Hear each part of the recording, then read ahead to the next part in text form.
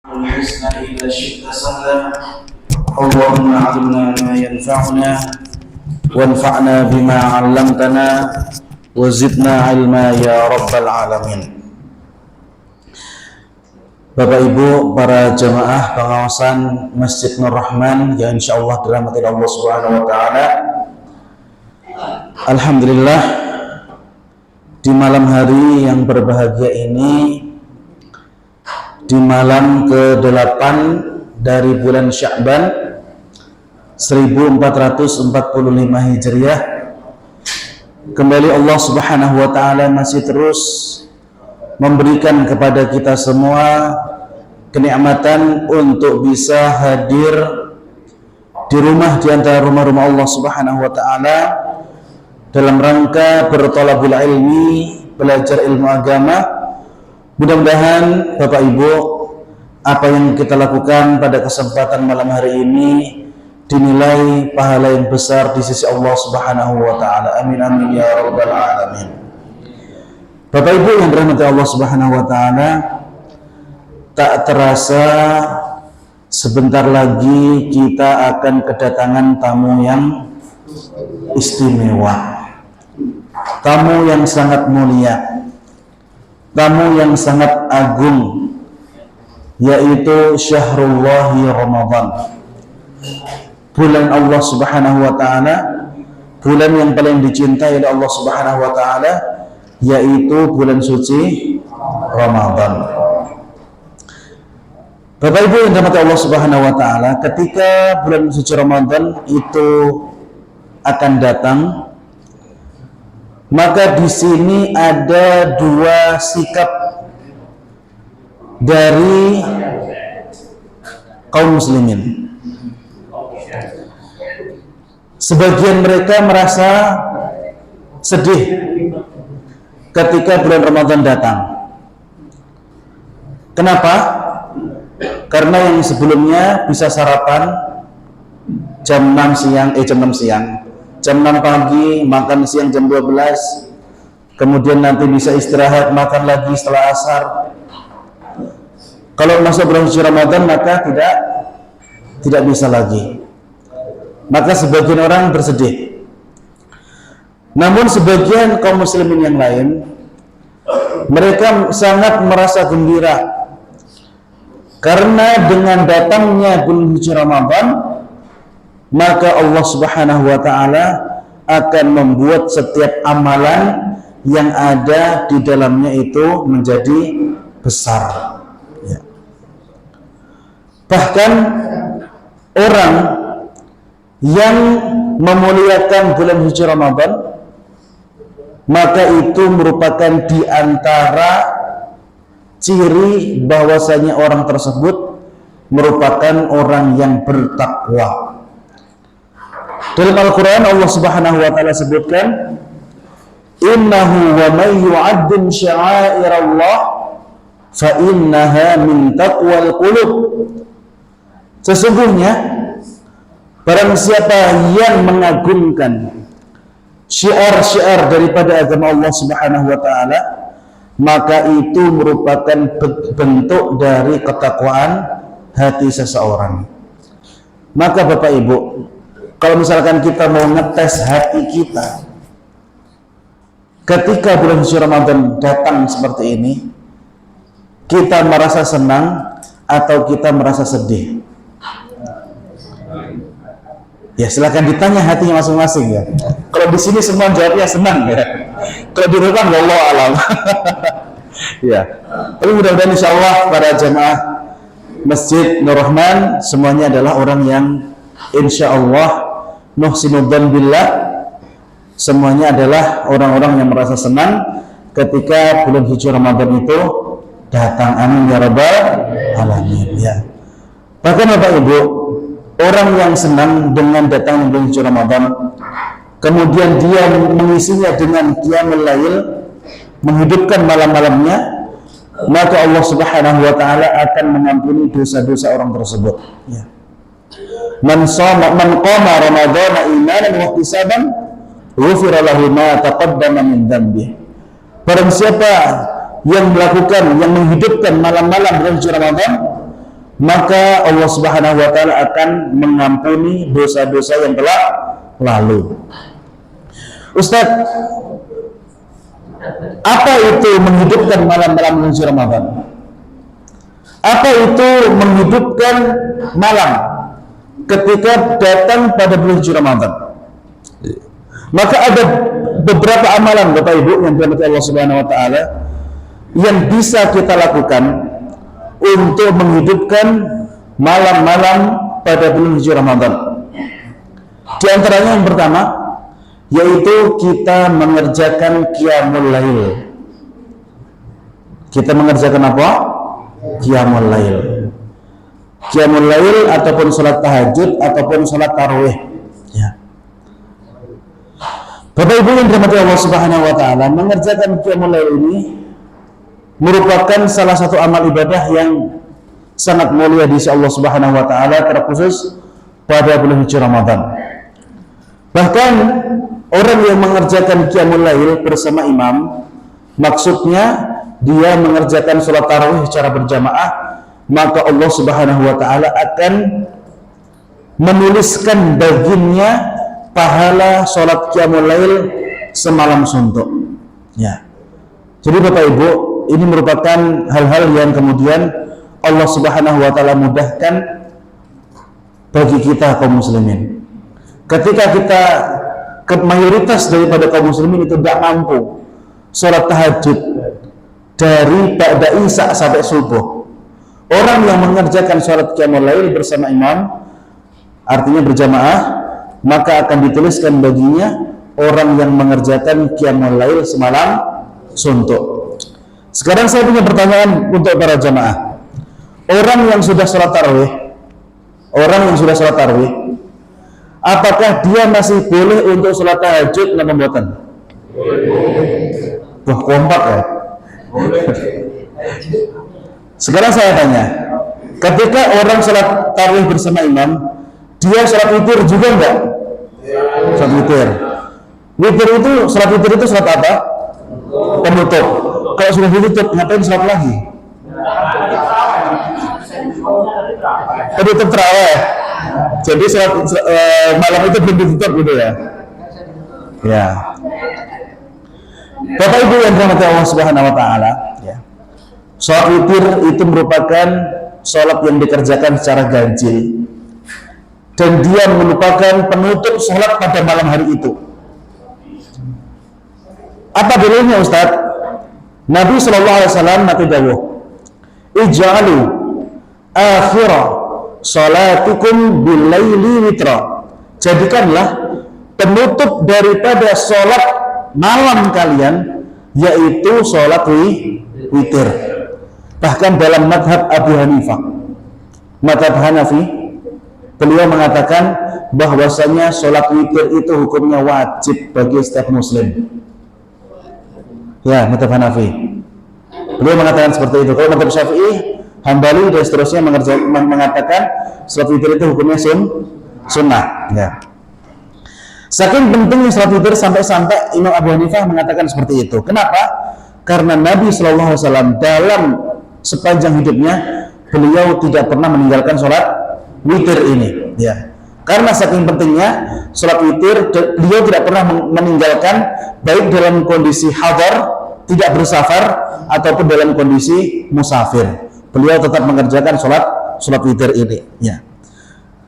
Dalam hadis Nabi SAW, beliau mengatakan ij'alu akhir salatikum bil-laili witra. Jadikanlah akhir daripada salat kalian yaitu salat witir. Sekarang pertanyaannya, perintah dari Nabi SAW untuk menjadikan salat witir itu menjadi salat yang paling terakhir, itu hukumnya apa? Sunnah ya. Sunnah muakkad ya. Jadi Bapak Ibu yang dirahmati Allah Subhanahu wa taala, sebenarnya yang paling maksimal, yang paling optimal yaitu kita mengerjakan witir itu di akhir. Lalu bagaimana Ustaz kalau misalkan kita salat berjamaah tarawih? Kan di situ ada witirnya juga. Masa kita biarkan imamnya salat witir jamaah bubar stand? Ada yang gitu ya.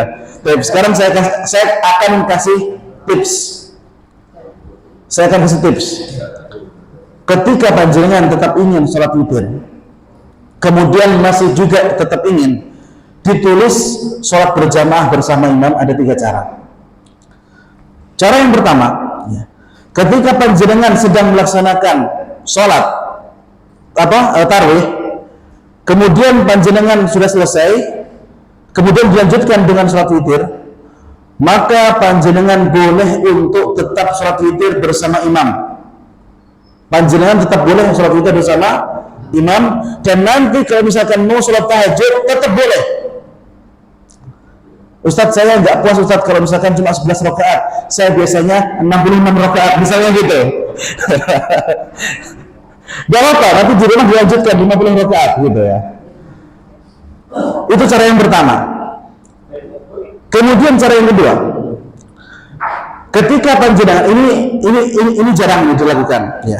Yang cara yang kedua, yaitu ketika imam sholat witir kan 1 rakaat ya, atau kadang-kadang 3 rakaat langsung. Caranya, ketika imam salam, maka panjenengan berdiri kemudian menambah 1 rakaat. Dan sebelum panjenengan takbiratul ihram, niatkan bahwasanya itu bukan sholat witir. Apakah boleh Ustaz niat antara imam dan makmum itu berbeda? Boleh ya. Niat imam sholat witir, kemudian makmum sholat tarawih, itu boleh seperti itu ya. Itu cara yang kedua, yaitu ketika imam salam panjenengan berdiri kemudian menambah dengan 1 rakaat. Kemudian cara yang ketiga, nah ini sebenarnya cara yang kurang bagus sebenarnya, yaitu apa? Ketika imam witir dia malah kabur ya. Apakah boleh? Tidak apa-apa ya. Saya pernah menanyakan ke salah satu masyayikh yang ada di Arab Saudi, Syekh, kalau misalkan orang sudah ikut sholat tahajud misalnya, entah 8 rakaat ataupun 20 rakaat, kemudian dia tidak ikut sholat witir bersama imam, apakah dia tetap terhitung sebagai orang yang sholat bersama imam pada malam hari itu? Maka saya itu menjawab iya. Kenapa? Karena dia sudah melaksanakan sholat tahajud dengan jumlah rakaat yang mayoritas bersama imam, seperti itu ya. Jadi ketika ada yang tidak ikut pun itu juga tidak menjadi masalah. Tapi saran saya pakai saja opsi yang pertama ataupun yang kedua tadi ya. Supaya apa? Kalau misalkan imam witir, jamaah juga ikut saja witir, ataupun kalau misalkan tidak seperti itu, berdiri lagi menambah 1 rakaat dan diniatkan sholat yang itu adalah sholat tarawih ya. Sekedar belum pahami ya. Ya, ini merupakan ilmu yang mungkin baru bagi sebagian kita. Kemudian apa yang harus kita persiapkan menjelang bulan suci Ramadan seperti ini? Yang pertama Bapak Ibu, yang paling penting yaitu kita harus persiapan ilmu. Kita harus memurajaah pelajaran-pelajaran kita tentang bulan suci Ramadan ya. Jangan sampai ada orang yang mengatakan, Ustadz, saya boleh enggak pada bulan suci Ramadan ya, tidak makan oke, tidak minum oke, tapi saya enggak bisa Ustadz kalau misalkan enggak merokok. Kira-kira merokok itu membatalkan puasa atau tidak? Kan memasukkan makanan dan minuman, rokok itu apa? Ya. Jadi gimana? Merokok membatalkan puasa atau enggak? Yang bilang buatan siapa? Coba angkat tangan. Ya, betul ya. Merokok itu termasuk hal-hal yang membatalkan puasa. Kenapa? Karena dia itu syibhu at-ta'am. Dia itu mirip seperti makanan, walaupun dia asap, akan tapi orang yang menghirupnya atau orang yang menghisapnya ya itu apa istilahnya, merasa ringan, merasa ngefly dikit gitu dan seterusnya ya. Maka bagi yang masih belum istiqomah meninggalkan rokok 100%, Ya, sebelum masuk ke bulan Ramadan agak dikurangi, ya, agak dikurangi. Kemudian di antara ilmu yang penting, kita juga harus mengetahui hal-hal yang kemudian bisa mengurangi daripada pahala puasa kita. Ya. Di antaranya apa? Berkata kotor, memfitnah, ataupun ngerasani, menggibah, dan seterusnya. Bahkan sampai-sampai dosa ghibah ini, ataupun dosa fitnah, ataupun ngerasani, ini bisa menyebabkan pahala puasa kita hilang sama sekali. Ya. Kata Nabi SAW, dia tidak akan mendapatkan kecuali rasa haus dan dahaga, ya, rasa haus dan lapar, ya, rasa haus dan lapar. Ya, jadi persiapan ilmu ini sangat penting sekali. Imam Al-Bukhari selalu mengingatkan kita ketika kita membuka kitab sahihnya, bab al-ilm qabla al-qaul wal amal, ya. Bab ilmu sebelum kita berucap dan sebelum kita beramal. Ya, maka sebelum masuk ke bulan suci Ramadan ini kita harus apa istilahnya? Harus mengetahui ilmu-ilmu dan juga penyebab-penyebab yang membatalkan puasa kita. Sekarang saya ingin tanya, berhubungan suami istri di siang hari pada bulan suci Ramadan membatalkan puasa dan batal? Batal jelas. Bahkan itu kafaratnya berat. Harus puasa 2 bulan berturut-turut, ataupun membebaskan budak, ataupun misalkan udah gak bisa, memberi makan 60 orang fakir miskin. Ya. Sekarang pertanyaannya, kalau yang mau itu cuma suami dan istri dipaksa gimana?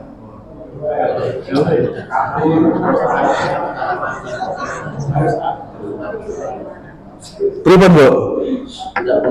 Istri yang maksa, suami yang maksa. Kemudian istri gimana? Kabur.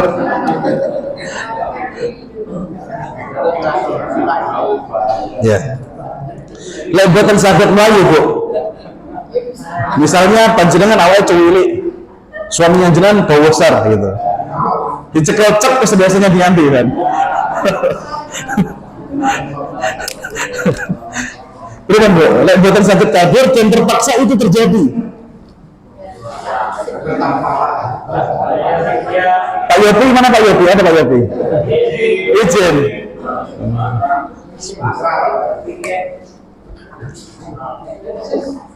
Kalau Mas David, gimana Mas David? Betul, ya. Ya. Jadi dalam agama Islam, kalau misalkan kita itu dipaksa dan kita tidak memiliki kudrah untuk melawan, ya, maka dalam kondisi itu kita tidak berdosa, ya. Kecuali kalau di tengah perjalanan ibu juga menikmati, nah ini juga beda cerita, ya. Di awal-awal enggak di tengah-tengah, oke, gitu kan, ya. Ya, jadi ini beda. Sekarang pertanyaannya, kalau tidak sampai berhubungan suami istri, misalnya berpegangan saja, ini ilmu, ya, jangan diambil, jangan dipikirkan dengan pikiran kotor, ya. Kalau misalkan laki-laki atau perempuan pegangan ataupun berciuman, keluar syahwat, tiba-tiba yang laki-laki keluar mani, puasanya batal atau tidak? Ya. Masya Allah, sudah tahu, ya. Oke. Baik. Kemudian kalau misalkan kita sudah tahu ilmunya seperti ini, maka kita harus mengajak keluarga kita, sahabat kita yang belum berpuasa untuk melaksanakan puasa. Sekarang saya tanya, apa hukumannya orang yang tidak berpuasa di akhirat? Diapakan dia? Ya, ini hadis ini kemarin saya bahas di At-Taqwa hari Kamis ba'da maghrib. Nggak ada yang nonton Taqwa TV, ya. Belum style, ya. Baik, saya akan kasih tahu ya. Dulu Nabi SAW itu pernah bermimpi ya. Wal hilmul anbiya wahyun, sekali lagi mimpi daripada para nabi itu merupakan wahyu ya, sebagaimana mimpinya Nabi Ibrahim ketika disuruh untuk menyembelih putranya itu juga merupakan wahyu dari Allah. Nabi SAW pernah bermimpi, beliau diajak naik ke atas langit oleh dua malaikat ya. Kemudian beliau SAW pun diajak mampir ke neraka, di tempat-tempat di mana manusia itu disiksa. Ada salah satu siksaan, banyak orang di situ digantung ya, diikat, digantung, kemudian mukanya dan mulutnya itu bekas ditimpukin batu sampai akhirnya hancur ya.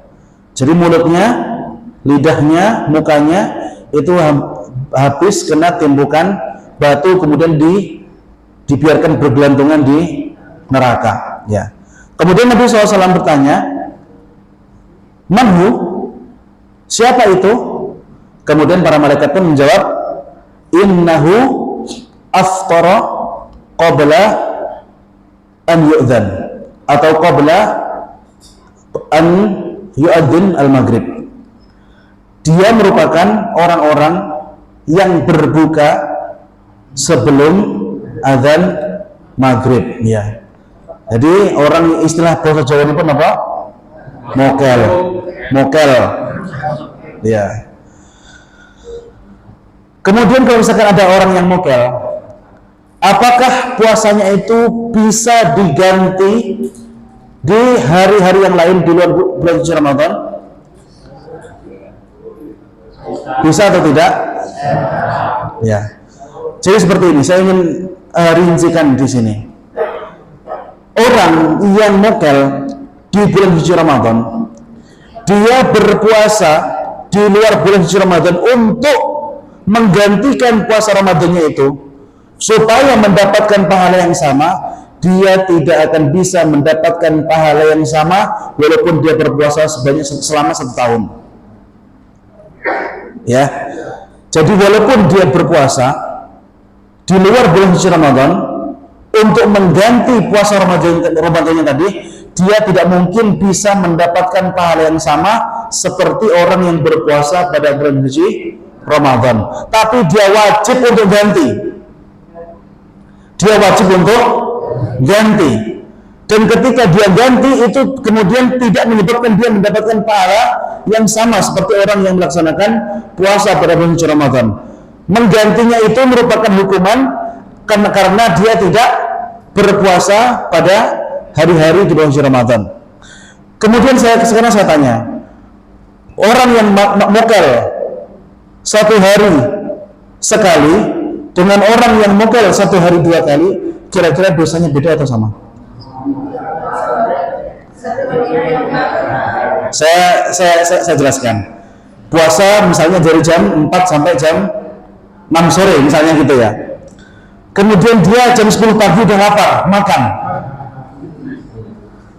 Kemudian ternyata jam 3 sore lapar lagi, makan lagi. Apakah orang yang makan di jam 10 pagi dan jam 3 sore tadi sama seperti orang yang makan hanya di jam 9 pagi saja? Baik. Nah, ini banyak yang belum paham berarti. Tiang sing mokel Bapak Ibu, pada hari itu puasanya batal. Akan tetapi dia wajib untuk melanjutkan puasanya sampai sore. Maka ketika ada orang yang makan dan minum lebih dari sekali ketika mokel, maka sebenarnya orang tersebut telah melakukan dosa berkali-kali. Maka kalau misalkan ada orang yang kemudian mokel 3 kali dalam sehari, itu dosanya berbeda dengan orang yang mokel sehari sekali. Ya, jadi orang yang makan misalnya jam 10, maka dia wajib untuk melanjutkan sampai sore. Ketika dia makan lagi jam 2, dicatat lagi. Orang ini berdosa. Seperti itu. Ya. Yang paling bagus buatan mokel jelas ya. Karena orang yang berbuka tanpa sebab itu nanti akan terancam boten tobat, orang tersebut akan diancam masuk ke dalam api neraka, digantung di situ, mukanya hancur, ya, waliyadzubillah. Kemudian pertanyaan berikutnya, kalau misalkan panjenengan tidak tahu ini sudah azan subuh atau belum, belum tahu ini sudah azan subuh atau belum, kemudian panjenengan lihat masih gelap, kemudian panjenengan makan, ternyata setelah panjenengan makan orang-orang pada pulang dari masjid. Artinya apa? Dalam kondisi tidak tahu, panjenengan makan di waktu setelah azan subuh.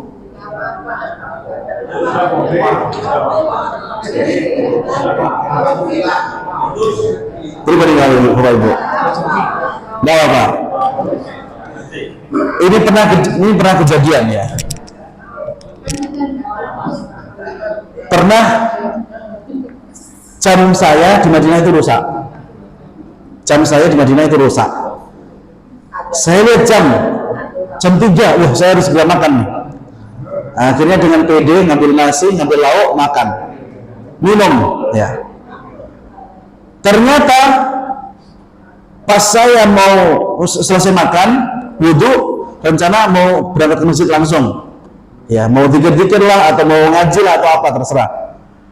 Ternyata pas saya buka pintu asrama, orang-orang sudah pada pulang dari masjid. Waktu saya cek, jam saya masih jam 3, loh, jam 3 kok udah pada pulang dari masjid. Ternyata baterai jam saya rusak, ya. Di malam harinya, setelah saya tarawih itu di Masjid Nabawi ada pengajian, dan di situ juga ada kajian-kajian seperti ini, ya.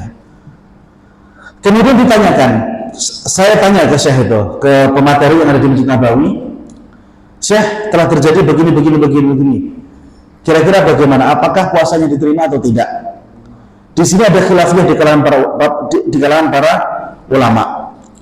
Sebagian ulama mereka mengatakan bahwasanya puasanya tetap sah. Akan tapi untuk berikhtiar dia wajib untuk mengqadha setelah bulan Ramadan selesai. Dia wajib untuk mengqadha setelah bulan Ramadan selesai. Kemudian yang kedua, ini merupakan pendapat Syekhul Islam Ibnu Taimiyah dan juga Syekh Utsaimin, karena orang tersebut tidak tahu, maka dianggap puasanya sah dan jangan mengulangi lagi. Artinya apa? Jamin dandanan itu. Tidak kemudian nanti rusak lagi. Gitu ya. Jadi di situ ada khilafiyah, tapi saya lebih condong kepada pendapat yang tidak perlu untuk mengqadha lagi, ya, seperti itu. Kemudian kalau misalkan ada orang yang musafir dari sini ke Kediri, kira-kira sudah boleh untuk tidak berpuasa atau bereng? Sini Kediri berapa kilo? Berapa? 60. Ya udah dilebihkan sedikit, Jombang guys. Ya. Kalau misalkan sudah lebih dari, sebagian ulama mengatakan 70, ada yang bilang 80, ya. Kalau misalkan sudah lebih daripada itu, maka di situ ada dua pilihan. Panjenengan boleh melanjutkan puasa, panjenengan kemudian boleh juga berbuka karena dalam kondisi musafir. Di sini ada yang pengantin baru? Apa? Pengantin baru. Sekarang saya kasih tips. Tips ini saya dapatkan dari Sulawesi. Ketika ada pengantin baru, kemudian di siang hari mereka nggak kuat menahan syahwat, nggak kuat untuk menahan syahwat, dan harus melakukan itu di siang hari. Cara untuk mensiasatinya bagaimana? Supaya tidak perlu menunggu sampai maghrib. Betul. Ya, jadi pergi. Betul, ya. Dan ketika orang tersebut walaupun belum sampai di kota tujuan, ketika sudah keluar kota, maka dia dihukumi sebagai orang yang musafir. Sebagai contoh, dari sini mau ke Jombang kan lebih dari 80 kilo kan ya. Itu kan sudah terhitung sebagai orang yang musafir. Maka ketika panjenengan sampai di Tulungagung, panjenengan angsal mampir ke hotel di situ. Kemudian melakukan apa yang diinginkan, ya. Tapi setelah itu tetap wajib untuk melanjutkan perjalanan sampai selesai batas safar itu. Tidak boleh kemudian pas sampai Tulungagung sudah selesai, ayo kita balik ke Trenggalek.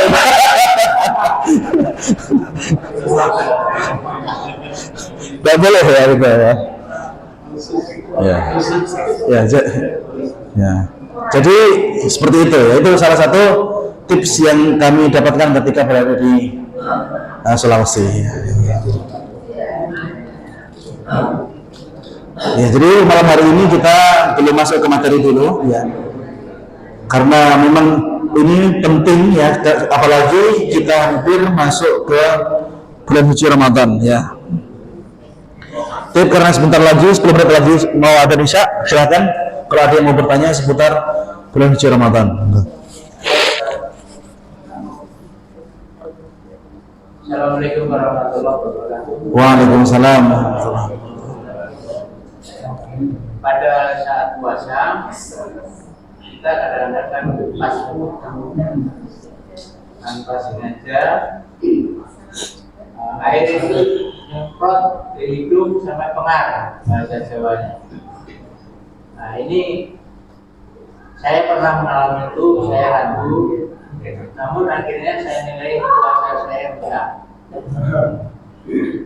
Puasanya tetap, namun nanti saya mengatakan puasa saya rusak. Oleh karena itu, apakah selama ini saya ganti karena pernah melakukan tanpa sengaja itu, namun apakah itu sebenarnya tidak perlu diganti ya, karena memang kita tidak sengaja. Baik. Memasukkan air ke dalam hidung ini merupakan sunnah yang sangat dianjurkan oleh Nabi SAW ya.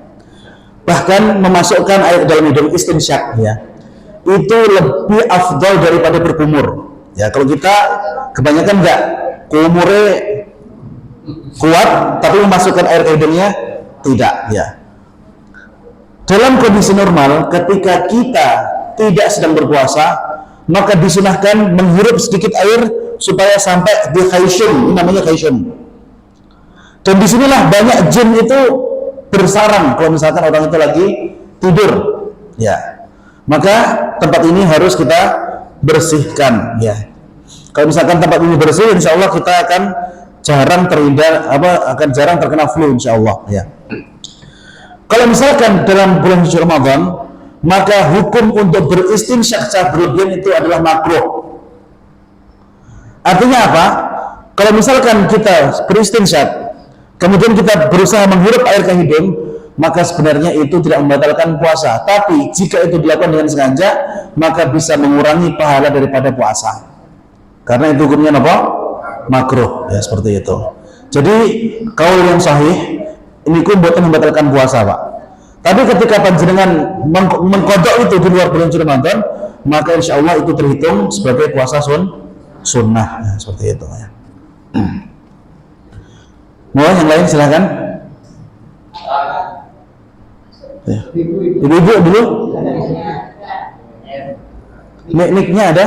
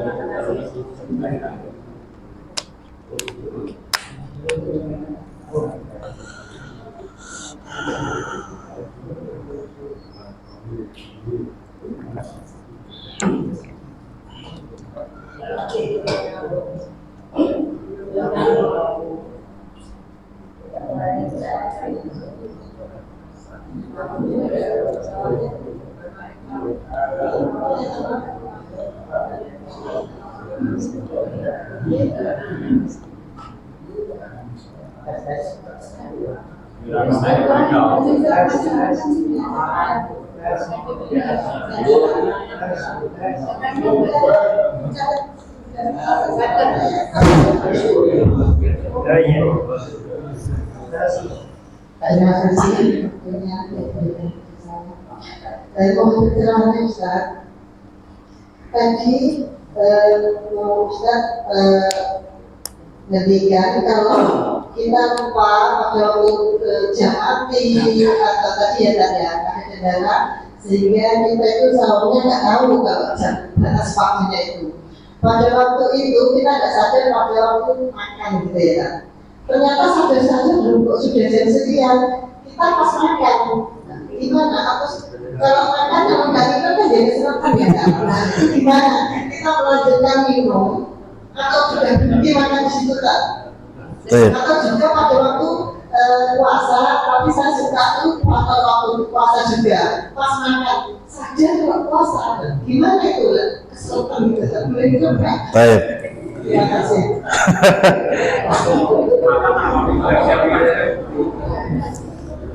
Berapa David? Menunjukkan batang David. Baik. Dalam sebuah hadis Nabi SAW dikatakan, ya, man nama an salatin, thumma istayqadha, falyusalliha idza dzakaraha. Ketika ada orang yang sholat, ada orang yang tidur, ya. Kemudian gara-gara tidurnya itu dia terlewat sholat, falyusalliha idza dzakaraha. Maka hendaknya orang tersebut langsung mengerjakan sholat ketika dia ingat, ketika dia bangun, ya. Sekarang pertanyaannya, apakah mungkin orang yang baru bangun tidur langsung kemudian sholat? Kan tidak, dia harus ke belakang dulu, harus mungkin buang air dulu, kemudian baru berwudu, baru dia melaksanakan sholat.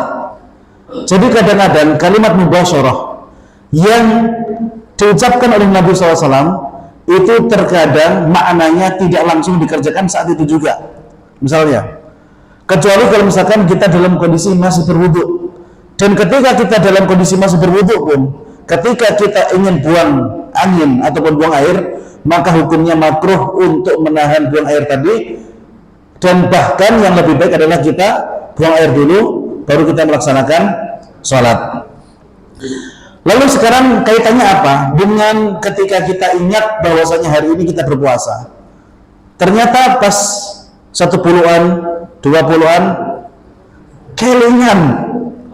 Kalau misalkan sekarang ini puasa, apakah boleh minum? Kalau misalkan ingatnya di tengah-tengah seperti ini, maka tidak boleh minum. Meskipun keseratan. Kenapa? Karena kalau misalkan kita ingat, kemudian di depan kita ada minum, kemudian minum, artinya kita memasukkan makanan setelah kita tahu. Setelah kita tahu. Adapun kalau misalkan mendengarkan azan subuh, belum azan subuh, sebelum azan subuh apa juga? Imsak. Kalau kita mendengarkan imsak itu bukan batasan terakhir untuk makan. Ketika imsak dilanjutkan makannya. Tapi kalau misalkan yang kita dengarkan itu azan subuh, ini yang jadi masalah kadang-kadang. Kenapa? Kenapa ini menjadi masalah? Karena azan subuh dari satu masjid dan masjid yang lainnya itu berbeda. Segitu pahami? Saya akan lanjutkan. Lalu mana masjid yang kita pakai patokan? Apakah masjid yang pertama adzan? Atau masjid kita? Atau masjid yang lain? Ya. Wah, ini sing remen tiang Muhammadiyah, Pak. Bapak, adzan subuhnya 10 menit lebih akhir, ya. Ya, tambah 10 menit. Jadi kalau misalkan panjenengan sudah terbiasa sholat di masjid itu, dan masjid itu memang 10 menit, bukan dibuat-buat ya, maksudnya pas Ramadan, ikut Muhammadiyah lah gitu ya, enggak ya, maksudnya sudah memang dari asalnya seperti itu, maka ketika masjid yang lain sudah adzan dan masjid yang biasa panjenengan gunakan sholat belum adzan, maka tidak apa-apa panjenengan minum. Maka tidak apa-apa panjenengan minum. Tapi kalau misalkan semua masjid di sekitar sudah adzan dan masjid yang panjenengan pakai pun juga sudah adzan, maka di sini tidak ada pilihan kecuali kita menghentikan makan atau minum. Kalau keseratan itu Ustaz, ya, resiko bangkang ya. Ya.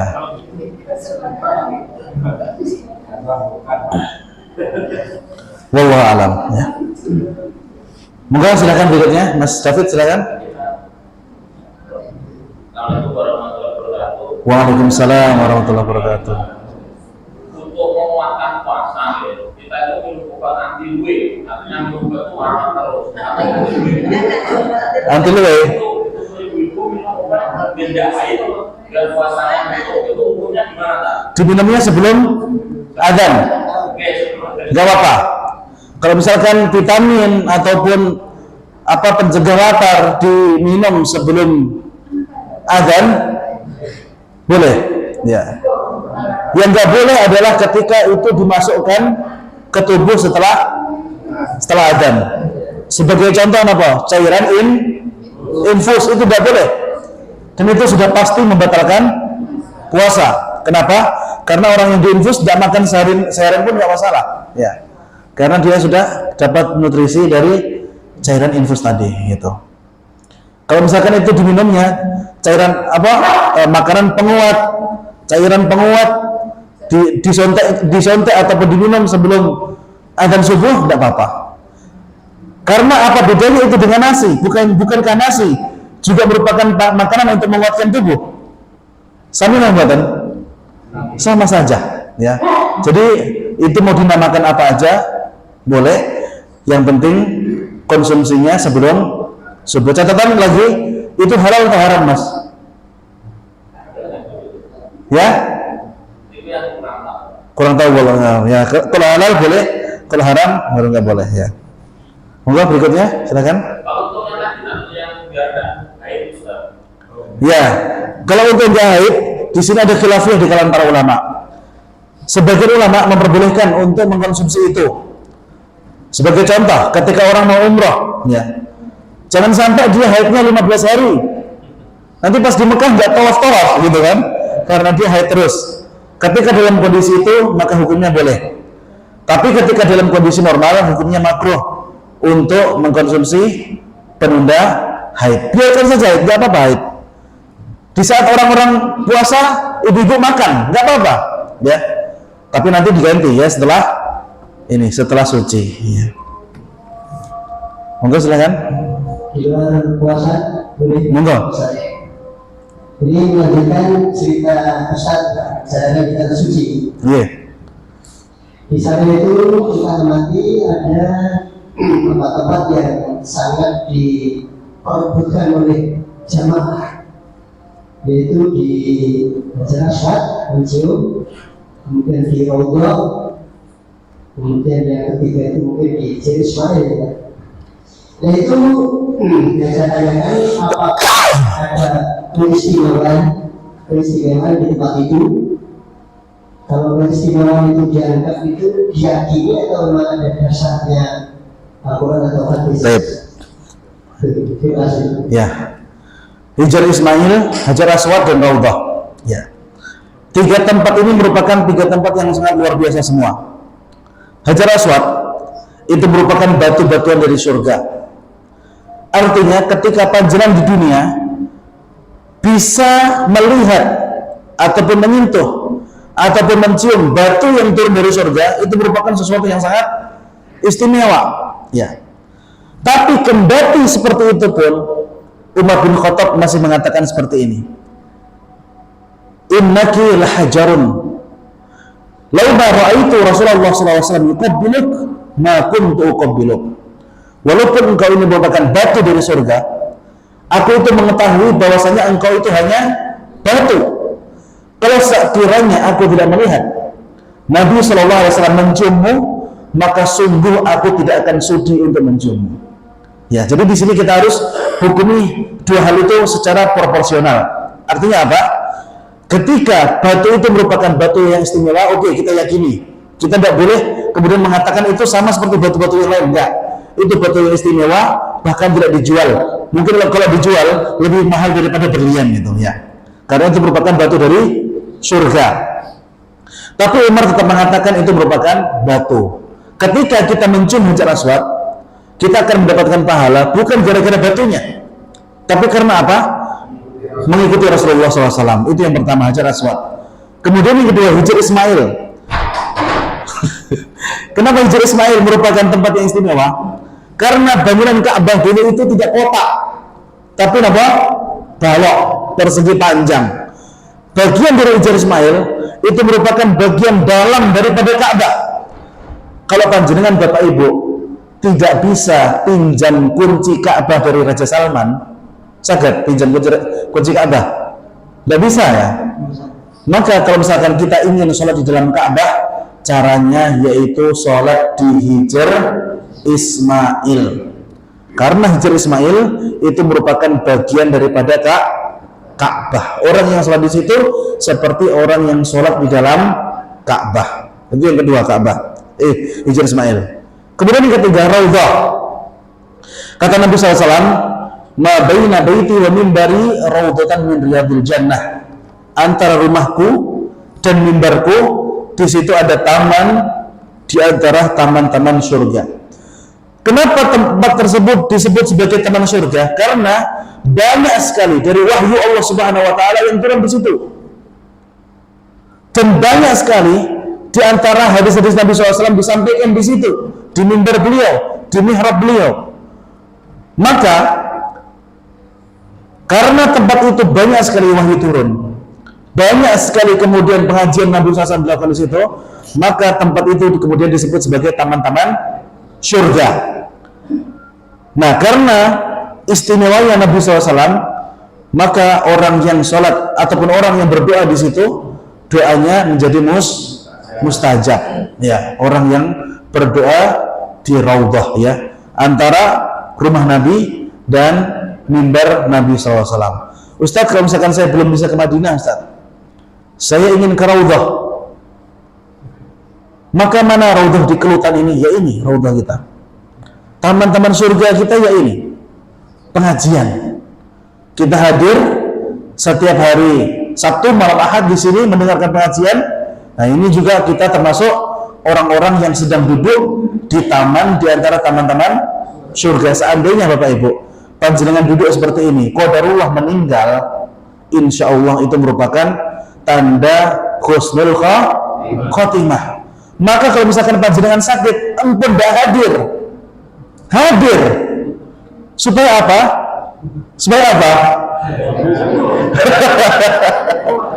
Seandainya meninggalnya di sini husnul khotimah, ya, yang meninggal dalam belum tentu, wallahu a'lam, kan gitu.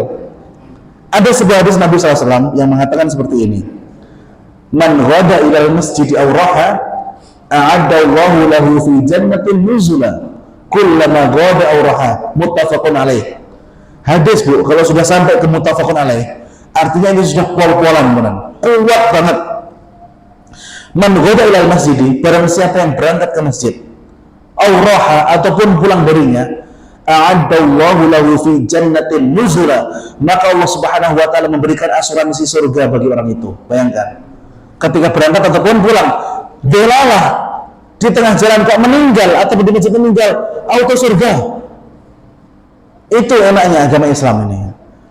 Orang yang berangkat ke masjid ataupun pulang dari masjid, itu oleh Allah Subhanahu wa taala sedang berada di dalam asuransi Allah, ya. Sedang berada dalam penjagaan Allah Subhanahu wa taala.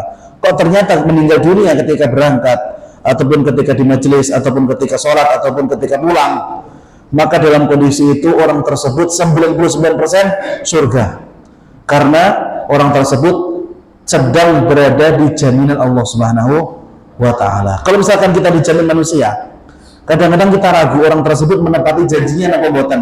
Kalau Allah yang menjamin, maka Allah Subhanahu wa taala merupakan zat yang tidak pernah mengingkari janji ya. Wallahu ta'ala alam.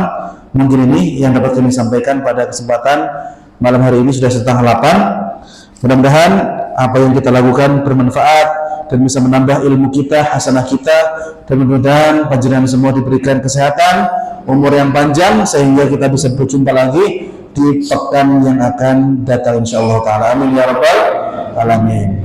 Kira-kira masih berapa kali lagi pengajian sampai awal Ramadan? 2 lagi ya, sekitar 2 pengajian lagi insyaallah nanti kita akan masuk ke bulan suci Ramadan. Mari kita tutup dengan membaca doa kafaratul majelis. Subhanakallahumma rabbana wa bihamdika asyhadu an la ilaha illa anta astaghfiruka wa atubu ilaik. Akhiru da'wana alhamdulillahirabbil alamin. Wassalamualaikum warahmatullahi wabarakatuh.